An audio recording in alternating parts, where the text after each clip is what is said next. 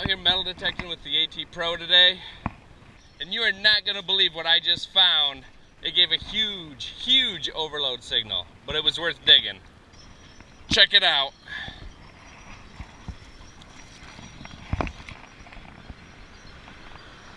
That was an overload signal. So what do you think they were digging for? Do you think they'll let me keep it?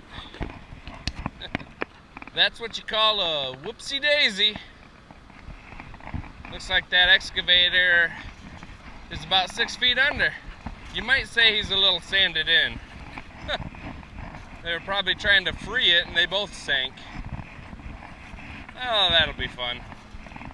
Just another day on the lake shore. Yay! There's a sun in the sky, there's a cloud drifting by.